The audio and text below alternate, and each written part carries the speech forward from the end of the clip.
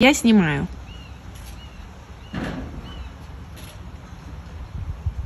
Ну, с Богом.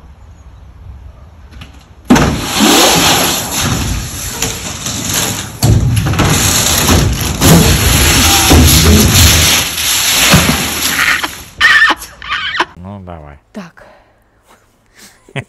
Посмотри.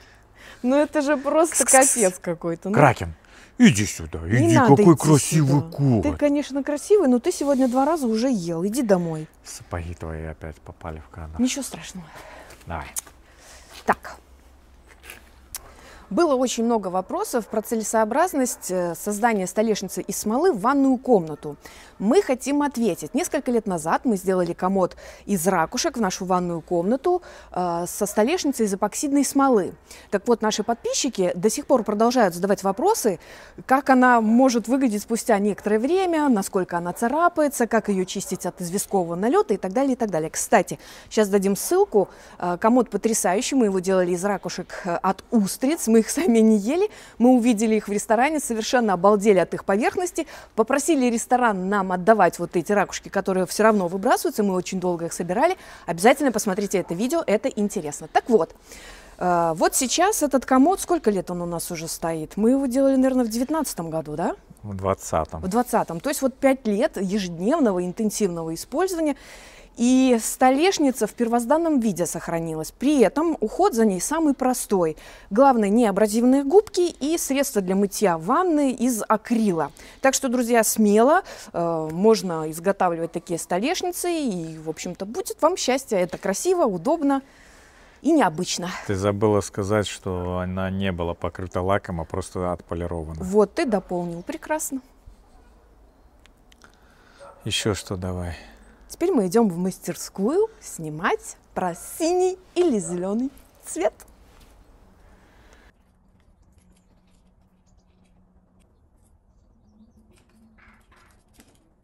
Попробуем, смотри.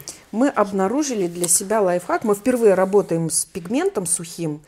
И, в общем, может быть, кому-то будет полезно. Может, уже кто-то знает, и тем не менее. Вот. Значит, ситуация следующая. Нам нужно нанести пигмент на лак, но не смешивать пигмент с лаком, а конкретно, чтобы вот он на лаке был. И мы наносил я там и кисточкой, и пальцами, и чем я только не наносил, все получалось, ну, не то. И Давай больше дела, а не слов. И выпросил у Тани спонжик, она мне его еле-еле отдала, не знаю. И попробовал наносить спонжем. И это вообще совершенно другая картина. Во-первых, он ложится гораздо ровнее, больше глянца и меньше расход. Да, вот, наносим. Ой, красиво, слушай, потрясающе. Не, ну кто работает с пигментами, наверное, это знают. Ну, может, кто не работает, вот попадется это видео кому-нибудь. Класс. И получается, что со спонжиком как-то вот он, не знаю, прям вот идеально просто ложится. Да, классно, очень классно. Сейчас, подожди, я кисточкой сотру. Так, вот остатки там стерли, и смотри, как получается. Классно. Он прям блестит. Да, да, прям вообще супер. Как Как такой, пленка прям. да, как И зеркальный. разводов нету, очень здорово. Так что, ребята, имейте в виду. Друзья, вчера у нас на участке вечером дрались какие-то там соседские коты. И Татьяна, моя жена, попросила утром сходить в теплицу, проверить, нет ли там каких-нибудь пострадавших котов. Пострадавших котов не оказалось, но зато я у нас на участке обнаружил магический круг. Сейчас покажу. Ну, как обнаружил? Этот круг, он уже был пару лет назад. Это такой ровный круг, рос, в нем по кругу росла трава. Как-то она отличалась от другой травы, очень густо росла. А в этом году на этом круге прям выросли грибы. Вот сейчас покажу.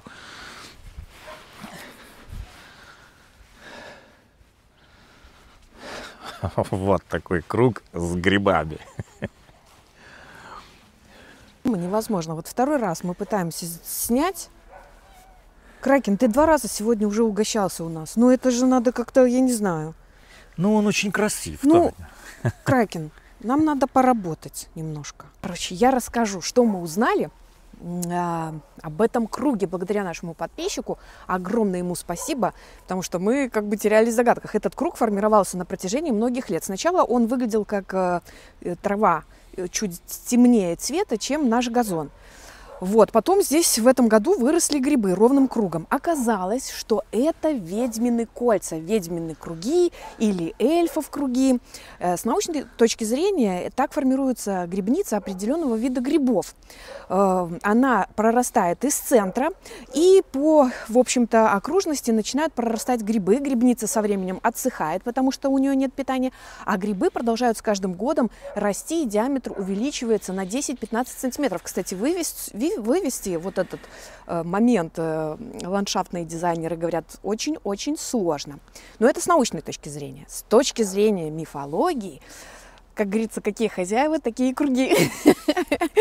Ты сейчас прям погнала про какие-то научные статьи выдаешь. Ты так вот, слушай. Объясни лучше русским языком. Вот, нет, но это же надо объяснить, что это грибница. Она так растет. Некоторые виды. Вы, кстати, такие круги можете найти в лесах. Так вот, с мифологической точки зрения, эти ведьмины круги, в которых ведьмы по ночам или эльфы кружат хороводы, вот, и кто-то пишет, что нельзя в круг этот заходить, потому что это опасно. С точки зрения энергетики я нашла информацию, что это места силы, типа пирамиды, дольмены. Вот, здесь соединяется сильный поток космической земной энергии, и даже животное в лесу, когда ему плохо или он ранен, он идет в этот круг, чтобы получить энергию для восстановления. Вот, в общем-то, так вот мы заморочились. Но это интересно на участке найти такую находку. Друзья, кстати, может быть, у вас есть какие-то свои истории про такие явления, потому что для нас это, конечно, открытие. Поделитесь, пожалуйста, в комментариях. Ситуация такая, что у нас с проектом произошла задержка такая очень-очень длительная, потому что мы заказали не тот пигмент. То есть нам нужен был синий пигмент, а пришли пигменты какие-то зелено-фиолетоватые. Ну, цвета морской волны. Ну, зеленые, в общем, они были. И мы заказали другие пигменты, они потом еще шли другие пока пигменты. И вот мы уже нанесли, нам нужны были синие, вот они приехали синие. И я, значит, нанес синий этот пигмент, отправляю Тане, спрашиваю: Таня, говорю, как этот цвет синий?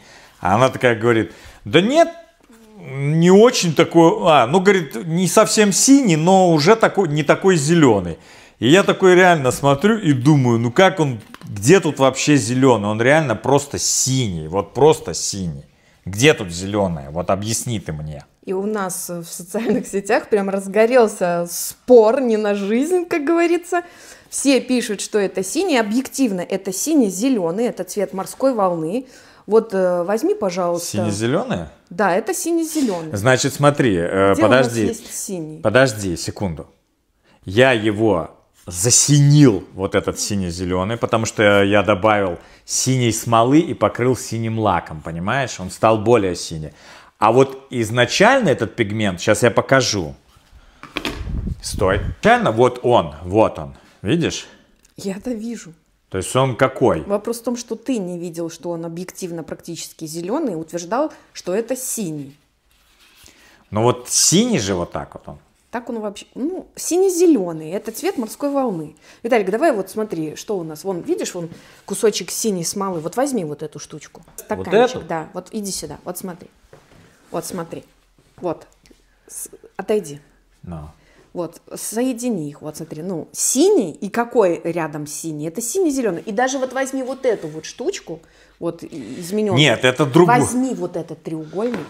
Это другой пигмент, походу. Неважно, вот это синий цвет, вот это синий цвет, а вот этот цвет, он тоже все равно, синий. Это сверху синяя смола, но изначально пигмент, вот стой, не мотай, вот этот пигмент, вот он синий-зеленый, это цвет морской волны, а нам нужен был вот такой вот синий. Ты молодец, что ты наконец-то, просто ты утверждал на вот этот бирюзовый цвет, что это зеленый. И, в общем-то, в социальных сетях в наших тоже большинство написали, что это синий, хотя я вижу в этом цвет морской волны. Синий это вот он синий, вот. А не вот это, и даже не вот это. Это вот эта смола сверху, она синяя, да, но снизу подложка, она цвета морской волны, а не синяя. А до этого было вообще вот то, что нам совершенно не подходит. В общем, мы застряли с этими всеми поверхностями цветами, на самом деле. Честно говоря, мы уже готовы были даже руки опустить, но придется добивать до последнего, чтобы что-то получилось.